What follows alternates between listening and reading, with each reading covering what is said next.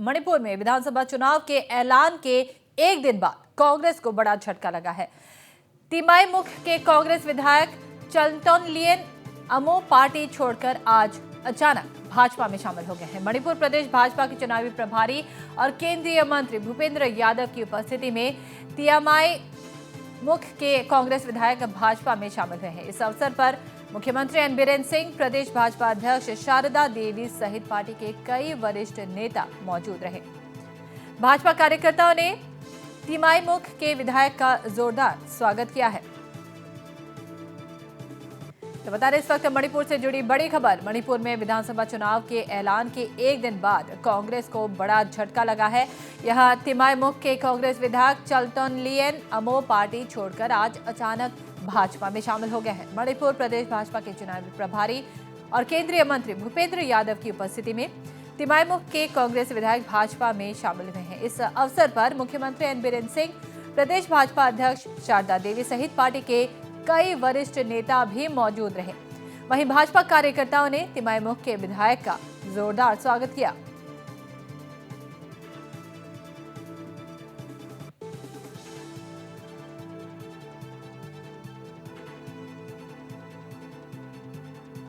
और इस पर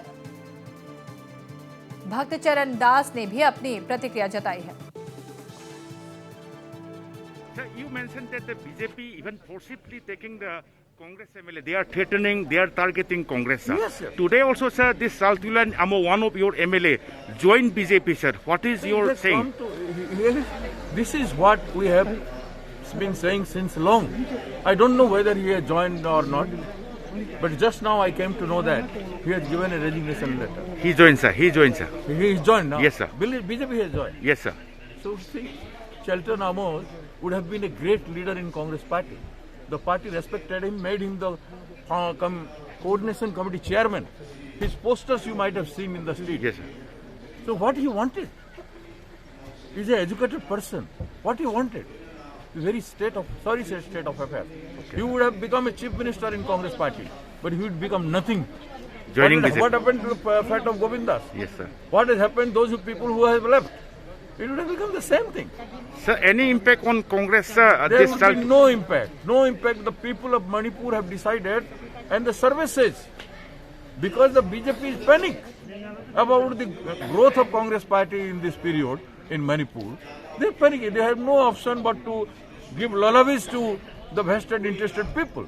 Yes. So those who are vested interest, they will leave, but Congress will survive. Election Commission have already declared, sir. Election Commission, this commissioner, Sushil Chandra, saying that the poll delay would have been undemocratic, sir. What is your saying, sir? So lives of people, above all the necessities, why the poll is taking place? For the benefit of the people, for the betterment of the people. If it is meant for the betterment of the people, delay whatever is needed for the people, it should be done. The statement of in this regard that it is undemocratic. Wherever the people's interest is involved, that is democratic. Exactly, sir. Personal desire, personal wish or wish according to the CM or PM is not democratic. Yes, sir. Wish and necessity according to the people's necessity is democratic. और यहाँ एक बार फिर से बताना चाहेंगे कि मणिपुर में विधानसभा चुनाव के ऐलान के एक दिन बाद ही कांग्रेस को यहाँ बड़ा झटका लगा है। तिमाईमुख के कांग्रेस विधायक चलतोनलियन अमो पार्टी छोड़कर आज अचानक में भाजपा में शामिल हो गए हैं। और इस वक्त हम जुड़ते हैं हमारे संवाददाता मणिपुर से शरद चंद्र के पास। शरद, कांग्रेस के लिए यह काफी बड़ा झटका साबित हो रहा है और साबित हो सकता है, और जिस तरह से कोई भी हलचल नहीं बताई जा रही थी, क्या कहेंगे इस पर? बिल्कुल, अगर रही बात कांग्रेस की विधायक कांग्रेस छोड़ करके बीजेपी का दामन थामने की जो सिलसिला जो है लगातार चल रही है। कल ही इलेक्शन कमीशन ऑफ इंडिया ये चुनावी तारीखें घोषणा कर चुकी है। उसकी एक दिन बाद चालतोलेन अमो, ये शेड्यूल ट्राइब तिमाईमुख असेंबली कंस्टिट्यूएंसी ये चुरचांदपुर डिस्ट्रिक्ट के अंदर आता है, उनकी आज कांग्रेस छोड़ करके बीजेपी की दामन थामना, कहीं न कहीं कांग्रेस की विधायक जो है वो कांग्रेस छोड़ करके बीजेपी में आने की सिलसिला जो है अभी तक जारी है।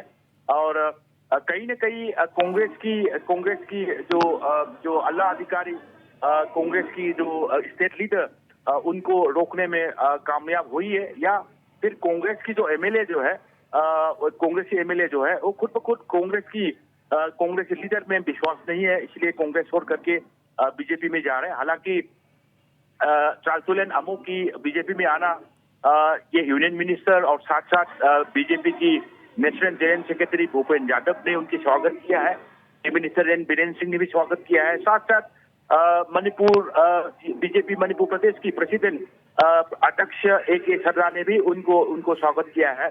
और भक्त चरण दास से हमारा बात हुई, हमने उनसे पूछा गया कि ये चालतुलेन अमो की अचानक कांग्रेस छोड़ के बीजेपी में जाना आपके लिए कांग्रेस के लिए क्या प्रतिक्रिया रहेंगे, तो उन्होंने कहा कि हाँ, उनको कुछ दिन पहले ही उनको सूचना था कि चालतुलेन अमो कांग्रेस छोड़ करके बीजेपी जा सकता है।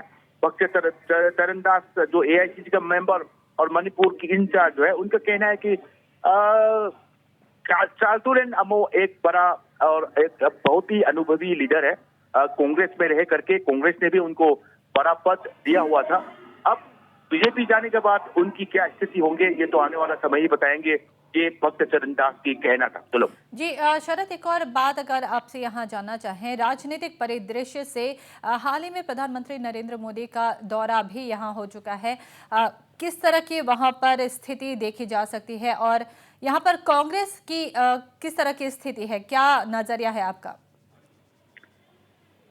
कुछ दिन पहले प्राइम मिनिस्टर नरेंद्र मोदी की मणिपुर दौरा और उसकी पहले बीजेपी अध्यक्ष राष्ट्रीय अध्यक्ष JP नड्डा की दौरा और अमित शाह की वर्चुअल के जरिए कई प्रोजेक्ट डेवलपमेंटल प्रोजेक्ट की शिलान्यास और उद्घाटन होना, कहीं न कहीं बीजेपी की तरफ से पूरी कोशिश की जा रही कि चुनाव से पहले मणिपुर वासियों को जो बीजेपी की तरफ से जो भी काम किया गया है और जो भी काम जितना करने वाला हो डेवलपमेंट को लेकर के वो सब बड़ी जोरों शोरों से चल रही है। हालांकि ECI की ये चुनावी तारीख घोषणा होने के बाद शायद डेवलपमेंटल वर्क्स वगैरह उसकी उद्घाटन शिलान्यास में शायद रोक लगेंगे, लेकिन उससे पहले जो प्राइम मिनिस्टर की मणिपुर दौरे और उनकी संबोधित कहीं न कहीं बीजेपी को बड़ा उत्साह है कि आने वाला जो 2022 की चुनाव में ये बीजेपी को काफी बढ़त मिलेंगे।